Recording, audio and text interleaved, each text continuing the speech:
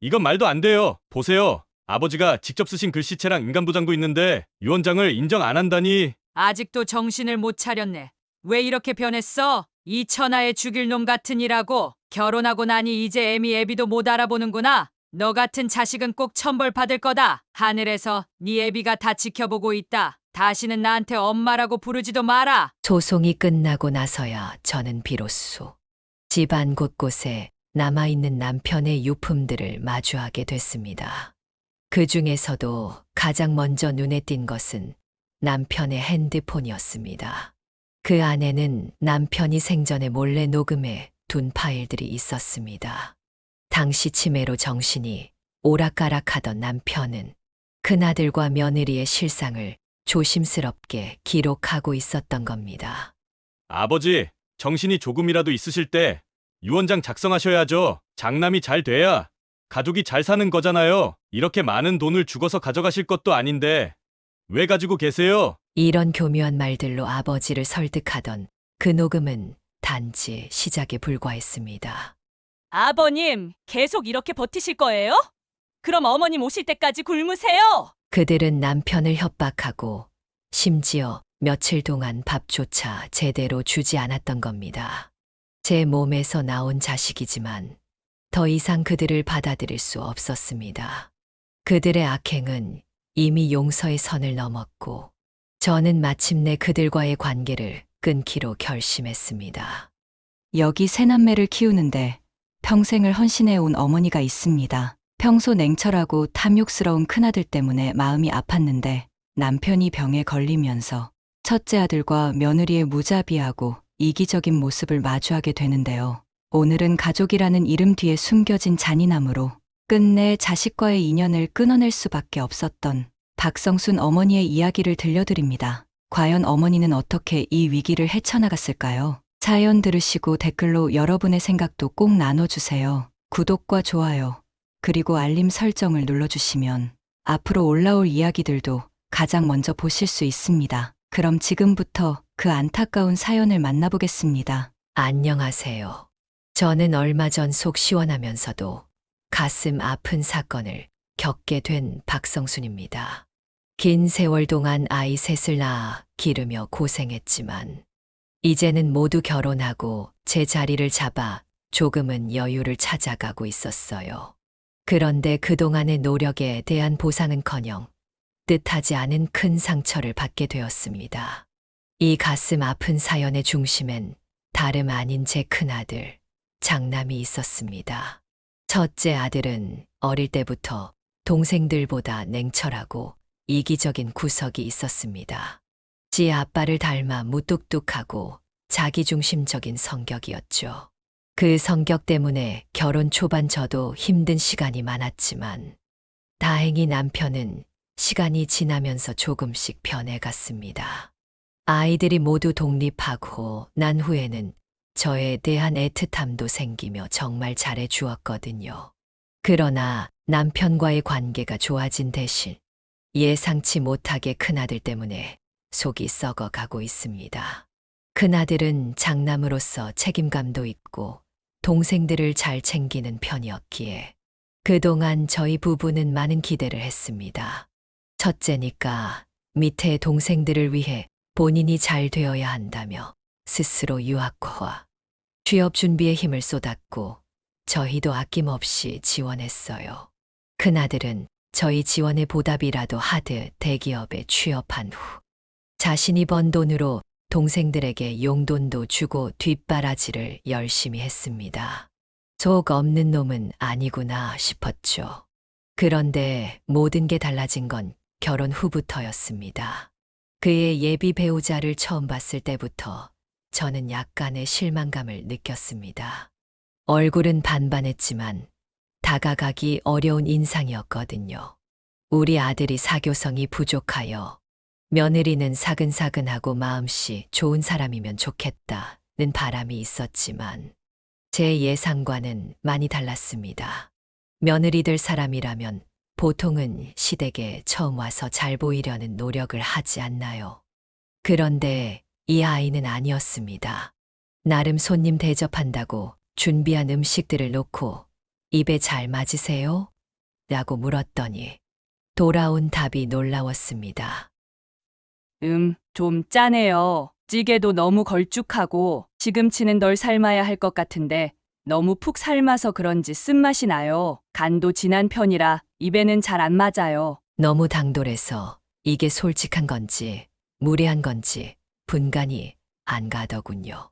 게다가 분위기를 풀어야 할 큰아들이 나서서 한술 더 뜨는 말로 저를 얼어붙게 만들었습니다. 엄마, 다음부터는 이 사람 올 때 반찬은 좀 싱겁게 해주세요. 처가 쪽에서 음식을 싱겁게 먹는 편이라 그래요. 우리 가족이랑 다르니까 신경을 좀 써주세요. 오늘은 그냥 먹어야죠. 기가 막혀서 말이 안 나왔습니다. 이 상황에서 아들을 혼내야 하나, 성질을 내야 하나, 고민하며 머릿속이 복잡해지고 있을 때 막내딸이 발끈하며 나섰습니다. 오빠, 지금 인사드리러 온 거 맞아?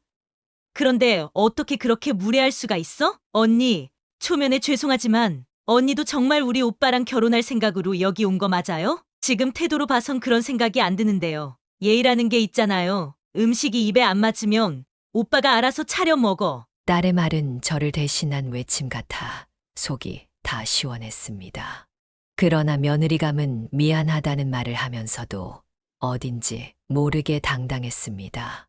죄송해요. 제가 워낙 솔직한 편이라 없는 말은 못해요. 입에 맞냐고 물어보셔서 말씀드렸을 뿐인데 무례하게 들렸다면 죄송합니다. 그 자리는 결국 어색한 분위기 속에 마무리되었고 저는 그날 밤 큰아들을 따로 불러 단호히 말했습니다.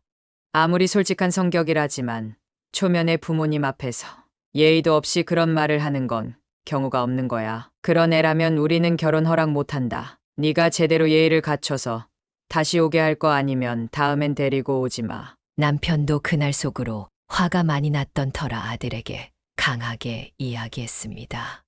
다행히 큰아들은 저희 말을 이해했고 며느리감을 데리고 와 정중히 사과했습니다. 이후 몇 번의 방문에서 며느리는 좋은 모습을 보여주려 노력했고 저희도 조금씩 마음을 열게 되었습니다. 결국 결혼을 허락했지만 지금 생각해보면 처음부터 불안했던 조짐을 무시했던 게 실수였습니다. 결혼 후 며느리는 본격적으로 자기중심적인 모습을 보이기 시작했습니다. 저희 집은 제사를 지내지 않고 대신 가족들이 모여 식사를 하는 전통이 있었어요. 둘째와 셋째는 늘 일찍 와서 음식을 함께 준비하고 시간을 보냈습니다. 하지만 큰아들과 며느리는 항상 식사가 끝날 때쯤 나타났고 설거지 한 번 하지 않고 돌아가곤 했습니다. 큰아들은 대기업 다니느라 바빠 시간을 쪼개온다는 말을 이유로 들었지만 다른 자식들이 서운해하는 모습은 무시할 수 없었습니다. 그러던 어느 날 제게 큰 사고가 일어났습니다. 친구들과 나들이를 나갔다가 발을 잘못 디뎌 다리가 부러진 겁니다. 둘째와 셋째는 이 소식을 듣고 바로 달려와 저를 살뜰히 챙겼습니다. 둘째 며느리는 직접 반찬을 만들어 냉장고에 채워주었고 딸은 청소와 집안일을 도맡아 했습니다.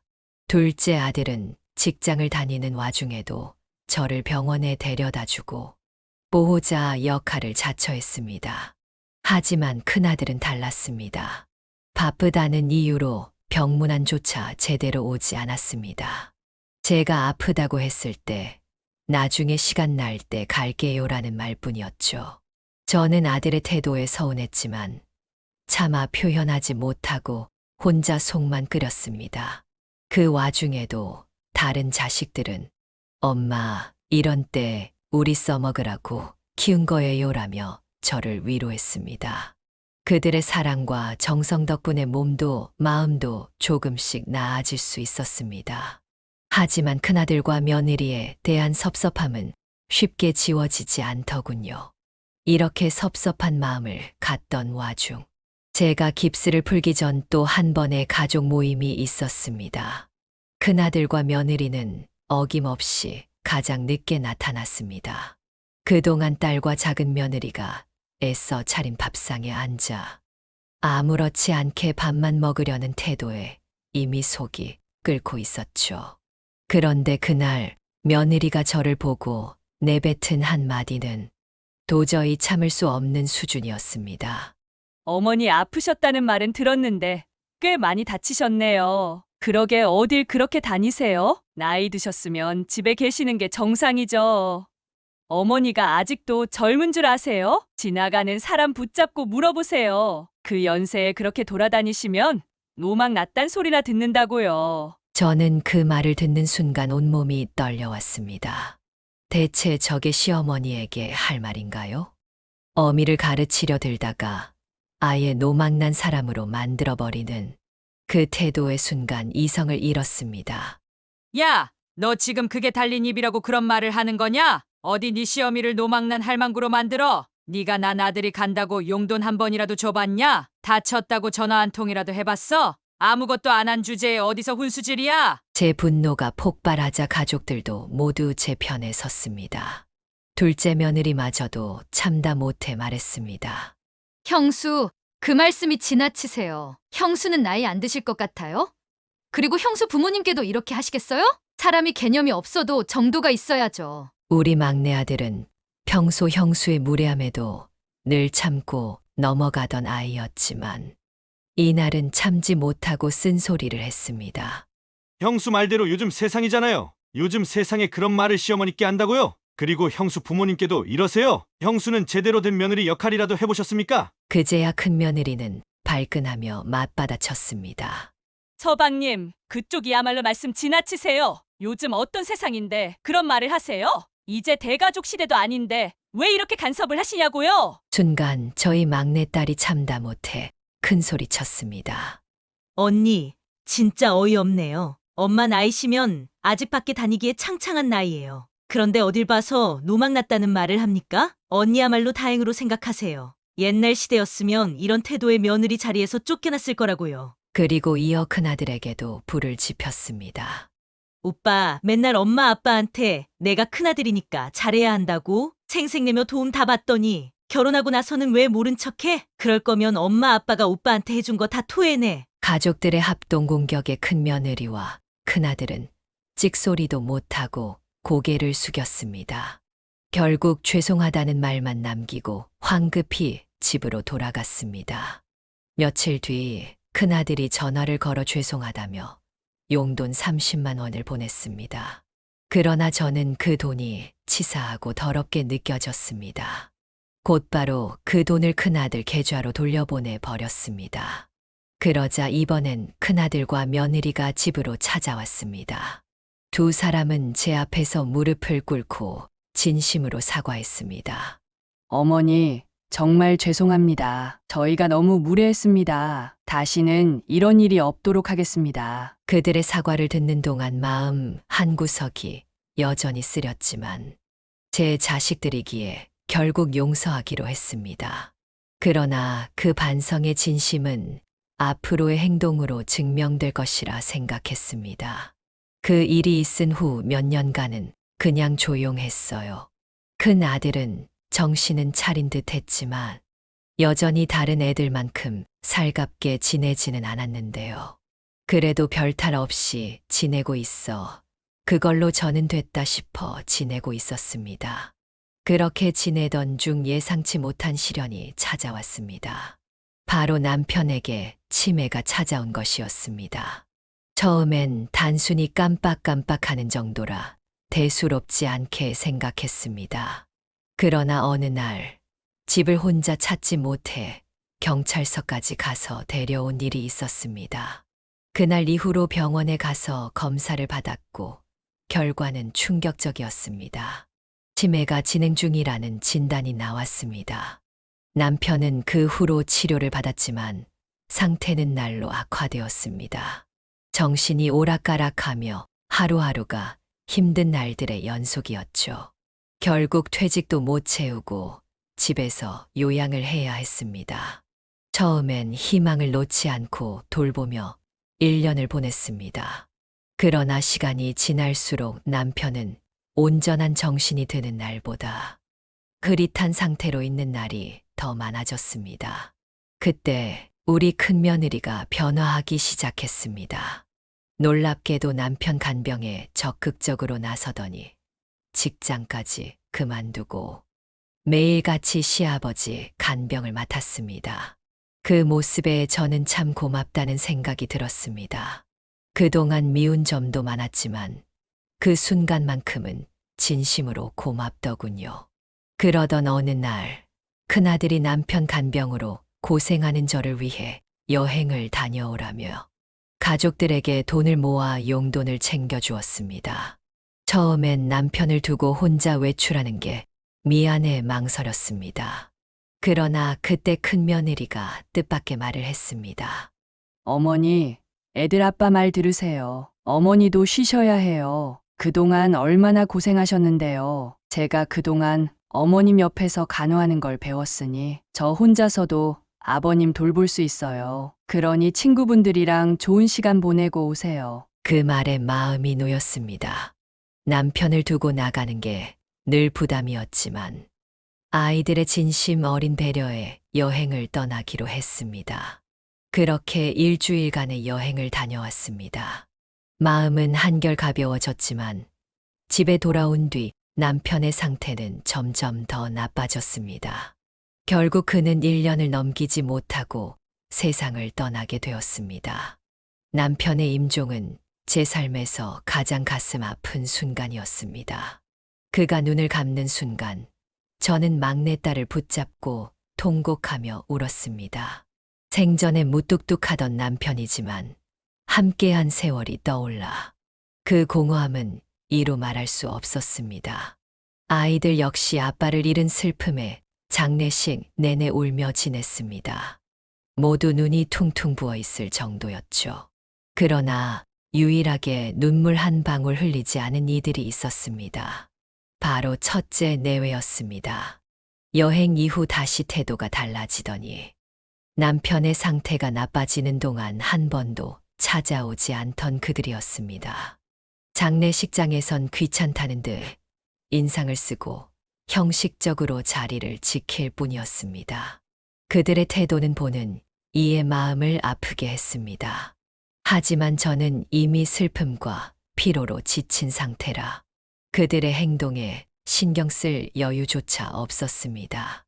남편의 죽음 앞에서 모든 감정이 마비된 듯 했으니까요. 그리고 곧이어 저는 죽은 남편이고 뭐고 정신을 바짝 차릴 수밖에 없는 사건을 맞이해야만 했습니다. 남편의 장례식이 끝난 뒤 저는 남겨진 유품들을 정리하며 그와의 마지막 흔적을 되새기고 있었습니다. 그러던 중 큰아들과 며느리가 느닷없이 저희 집 안방으로 들어가더니 장롱 위에서 리빙박스 하나를 꺼내왔습니다. 평소 제가 손도 대지 않던 곳이었기에 그 행동부터 의아했지만 더 충격적인 건 그들이 그 안에서 꺼내든 한 장의 종이었습니다. 모든 가족이 있는 자리에서 큰며느리가 꺼내든 것은 바로 남편의 유언장이었습니다. 종이는 다소 삐뚤빼뚤한 글씨로 적혀 있었지만 분명 남편의 필체와 도장이 찍혀 있었습니다. 큰며느리는 웃음을 띠며 그 유언장을 읽어 나갔습니다. 내용은 경악 그 자체였습니다. 남편이 가진 재산의 70%를 큰아들에게 상속하겠다는 내용이 적혀 있었던 것입니다. 순간 방 안의 공기가 얼어붙는 듯 했습니다. 저는 믿을 수 없다는 표정으로 유언장을 다시 살펴봤습니다. 분명 남편의 필체와 도장이 맞았습니다. 유언장 작성 날짜를 확인하니 제가 여행을 떠나고 집을 비웠던 시기였습니다. 남편이 잠깐 정신이 돌아올 때를 노려 큰며느리와 아들이 그를 설득해 유언장을 작성하게 한 것이 분명했습니다. 이것들은 사람이 되기에는 한참 먼 족속들이었습니다. 큰며느리와 첫째의 행동은 완벽히 계산된 것이었습니다. 유언장은 단순히 큰아들에게 모든 것을 상속하는 것이 아니라 재산 일부는 형제들과 저에게도 분배하는 형식을 취해 법적 의심을 최소화하려는 치밀한 계획이 담겨 있었습니다. 주소와 재산의 세부 내역도 꼼꼼히 작성되어 있었죠. 모든 것을 파악한 뒤 저는 피가 거꾸로 솟는 분노를 느꼈습니다. 그런데도 첫째와 큰며느리는 태연했습니다. 심지어 첫째는 첫째인 내가 가장 많이 받는 건 당연한 거 아니야 라며 뻔뻔하게 말했습니다.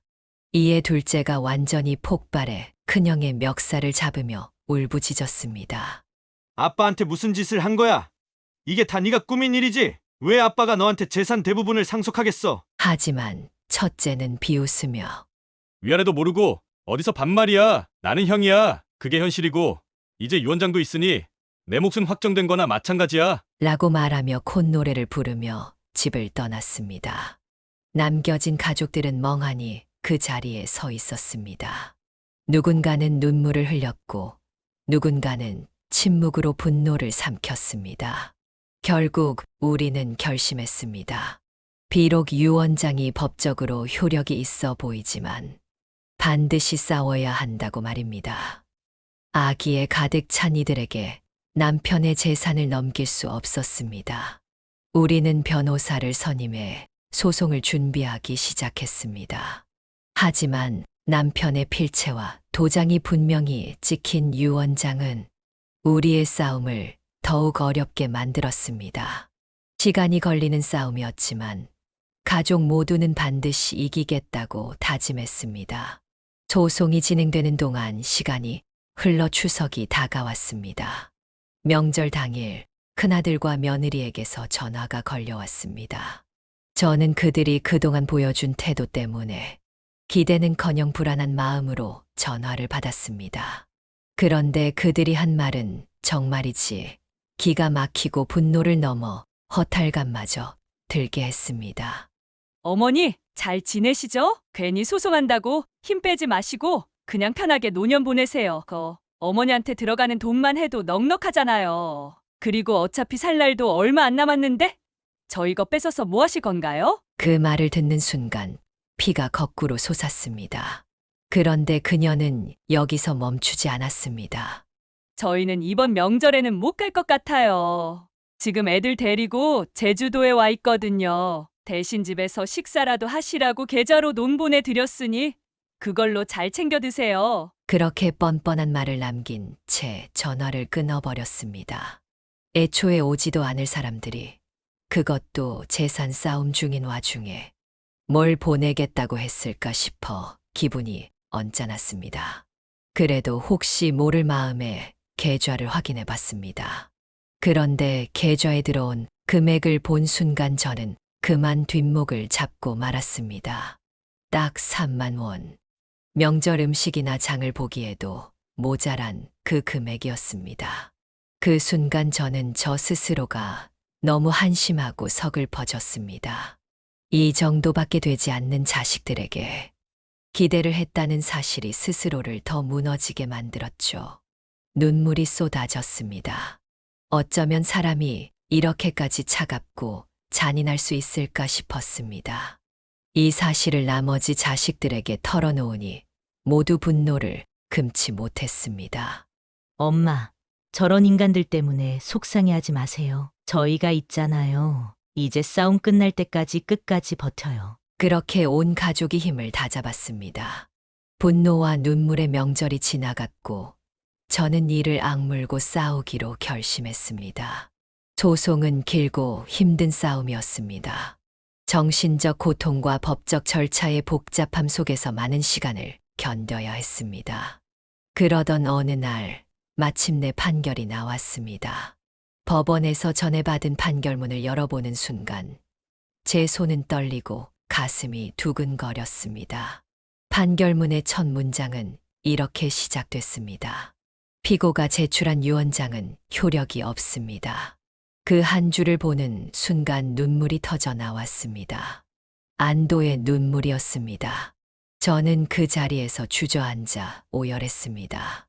하지만 눈물에는 단지 기쁨만이 담긴 것이 아니었습니다. 부모와 자식 간의 돈 때문에 법정에서 얼굴을 맞대야 했던 비참한 현실이 저를 더욱 서글프게 했습니다. 둘째 아들이 저를 꼭 껴안으며 말했습니다. 엄마, 이제 됐어요. 이겼잖아요. 저런 놈들 다시는 보지 말고 이제 우리끼리 행복하게 살아요. 엄마, 울지 마세요. 큰아들이 증거로 제출한 유언장이 무효로 판결된 이유는 간단했습니다. 첫째, 유언장을 작성한 당시 남편의 정신 상태가 정상이 아니었다는 의사소견서와 치매 진료 기록을 증거로 제출했습니다. 이는 유언장을 작성할 당시 남편이 판단력을 상실한 상태였음을 입증하는 결정적인 자료였습니다. 둘째, 유언장에는 집행자가 명시되어 있지 않았습니다. 이는 법적으로 유효한 유언장이 되기 위한 필수 조건 중 하나가 빠진 것이었습니다. 게다가 요즘은 대부분의 유언장이 공증을 받거나 제3자의 증인을 동반해 작성되지만 이 유언장은 그런 절차를 거치지 않았습니다. 이 유언장은 그런 절차를 거치지 않았습니다. 셋째, 유언장을 작성한 당시 유일한 목격자는 상속자인 큰아들과 며느리뿐이었습니다. 이는 법적으로 공정성을 의심받기에 충분한 이유가 됐습니다. 일반적으로는 친척이나 형제를 증인으로 내세우지만 그들은 의도적으로 그러지 않았습니다. 결국 이 모든 문제점들이 합쳐져 법원은 이 유언장을 단지 종이 조각에 불과하다고 판단했던 것입니다. 위 이유 때문에 우리는 아들과의 소송에서 승소했습니다. 이건 말도 안 돼요. 보세요. 아버지가 직접 쓰신 글씨체랑 인감도장도 있는데 유언장을 인정 안 한다니. 아직도 정신을 못 차렸네. 왜 이렇게 변했어? 이 천하의 죽일 놈 같으니라고. 결혼하고 나니 이제 애비도 못 알아보는구나. 너 같은 자식은 꼭 천벌 받을 거다. 하늘에서 네 애비가 다 지켜보고 있다. 다시는 나한테 엄마라고 부르지도 마라. 그날 저는 아이들과 함께 집으로 돌아왔습니다. 판결에서 이겼지만 마음은 여전히 찢어질 것 같았습니다. 이긴 기쁨도 잠시 그들의 배신과 뻔뻔한 태도가 머릿속을 떠나지 않았습니다. 그리고 그 일이 있은 후 예상치 못한 또 다른 진실이 제 앞에 드러났습니다. 소송이 끝나고 나서야 저는 비로소 집안 곳곳에 남아있는 남편의 유품들을 마주하게 됐습니다. 그 중에서도 가장 먼저 눈에 띈 것은 남편의 핸드폰이었습니다. 핸드폰을 켜고 여기저기 내용을 보던 중 저는 믿을 수 없는 사실을 알게 되었습니다. 그 안에는 남편이 생전에 몰래 녹음해 둔 파일들이 있었습니다. 당시 치매로 정신이 오락가락하던 남편은 큰아들과 며느리의 실상을 조심스럽게 기록하고 있었던 겁니다. 녹음 파일에서 들려온 큰아들의 목소리는 충격적이었습니다.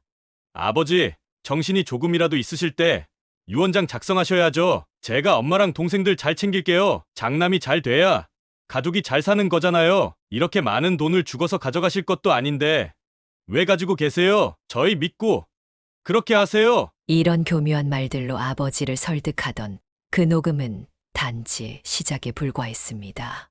하루가 지나 들은 또 다른 녹음에서는 남편이 아들과 며느리에게 얼마나 심한 모욕을 당했는지 알 수 있었습니다. 아버님, 계속 이렇게 버티실 거예요? 그럼 어머님 오실 때까지 굶으세요. 그들은 남편을 협박하고 심지어 며칠 동안 밥조차 제대로 주지 않았던 겁니다. 녹음 내용을 들으며 저는 온몸이 부들부들 떨렸습니다. 남편이 아들과 며느리에게 이런 취급을 받으며 얼마나 괴로웠을까요? 몸도 성치 않은 상태에서 자신의 자식에게 그런 대우를 받았으니 가슴이 찢어지고 속이 문드러졌을 겁니다. 더욱이 저는 그런 사실을 전혀 알지 못한 채 남편이 가장 고통받았던 순간에 여행을 떠났습니다. 저는 너무나도 원망스러웠습니다. 스스로를 용서할 수 없었고 남편이 얼마나 외롭고 슬펐을지 생각할수록 눈물이 멈추지 않았습니다. 그리고 깨달았습니다. 남편이 그 모든 것을 저에게 말하지 않았던 이유는 아마도 자신이 세상을 떠난 후에라도 부모와 자식 간의 다툼을 보고 싶지 않았기에 때문이었을 겁니다. 그는 끝까지 큰아들의 추악한 본성을 숨기고자 했던 것입니다. 저는 남편의 핸드폰에서 발견한 녹음 파일들을 가족들에게 들려주었습니다. 모두가 충격에 빠졌고 저는 더 이상 참을 수 없었습니다. 다음 날 저는 큰아들과 며느리를 사기죄로 고소했습니다. 그러자 그들은 다시 비굴한 얼굴로 찾아와 싹싹 빌었습니다. 엄마, 잘못했어요. 아무리 그래도 사기죄까지는 아니잖아요. 아들 인생 망하는 거 보고 싶으세요? 어머니, 우리가 잘못했으니 이번 한 번만 용서해 주세요. 평생 모시면서 효도할게요. 정말입니다. 저희가 잘못했어요. 그들은 제 발을 붙잡고 울고불고하며 애원했지만 저는 냉정하게 외면했습니다. 그들의 눈물과 후회가 진심이 아니라는 것을 이미 알고 있었습니다. 끝내 그들은 법정에 서게 되었습니다. 그 이후로 큰아들과 며느리는 더 이상 제 앞에 나타나지 않았습니다. 대신 끊임없이 전화만 걸어왔지만 저는 받지 않았습니다. 제 몸에서 나온 자식이지만 더 이상 그들을 받아들일 수 없었습니다. 그들의 악행은 이미 용서의 선을 넘었고 저는 마침내 그들과의 관계를 끊기로 결심했습니다. 이후로 남은 자식들과 더욱 돈독한 관계를 유지하며 살아가고 있습니다. 둘째와 막내는 제 고통을 이해하고 함께 아픔을 나누며 저를 위로해 주고 있습니다. 큰아들과 며느리가 법적 처벌을 받은 이후에도 마음의 상처는 쉽게 치유되지 않았지만 저는 꿋꿋이 살아가고 있습니다. 우리 딸은 저를 위로한답시고 이런 문구를 보내주더군요. 엄마, 사람은 젊을 땐 배우고 나이가 들면 이해하게 된다잖아요. 지금은 엄마가 젊기 때문에 이런 이해할 수 없는 일을 겪으신 거예요. 앞으로는 이해할 수 있는 범주를 넘지 않는 일들만 있을 거예요. 그러니까 힘내세요. 그 말을 듣는데 저도 모르게 눈물이 주르륵 흘렀습니다. 제 인생은 정말 쓴맛과 단맛이 있는 아이러니 그 자체였습니다. 첫째는 저에게 쓴맛을 준 음식이었지만 둘째와 막내는 달디단 음식 같았죠. 그래서 이제는 쓴맛은 멀리하고 단맛만 가까이하며 살아가려고 합니다. 그 후 들은 이야기로는 큰아들은 가로챈 재산으로 일을 그만두고 건물을 사려 했다고 하더군요. 요즘 부동산처럼 단기 수익을 내는 게 없으니 월세 수익으로 인생을 편히 살겠다는 계산이었습니다. 책임감 강하고 동생들을 잘 챙기던 듬직했던 아들이 어떻게 이렇게 변했을까요? 지금도 녹음 속에서 들리는 그의 차가운 목소리가 생생하게 떠오릅니다. 결혼 후 변해버린 아들과 집안을 휘저어버린 며느리를 생각하면 억울하고 가슴이 찢어질 것 같습니다. 그러나 저는 결단했습니다. 잘못된 인연은 천륜이라도 끊어내는 것이 맞다고요. 여러분, 쓴맛을 내는 인연은 과감히 끊어내고 단맛을 주는 인연만 곁에 두세요. 제 이야기를 들어주셔서 정말 감사합니다. 오늘 사연은 여기까지입니다. 여러분은 이 사연을 들으시며 어떤 생각이 드셨나요? 혹시 비슷한 경험이 있으신가요? 댓글로 여러분의 생각과 이야기를 남겨주세요. 작은 댓글 하나라도 그녀와 같은 상황에 있는 이들에게 큰 힘이 될 수 있습니다. 오늘도 사연 듣는 밤과 함께 해주셔서 감사합니다. 다음에도 여러분들의 사연들로 밤을 채워보겠습니다. 그리고 구독과 좋아요, 알림 설정은 앞으로 더 많은 이야기를 준비하는데 큰 힘이 되니 많이 눌러주시길 부탁드립니다. 저는 그럼 다음 사연에서 뵙겠습니다. 편안한 밤 되세요.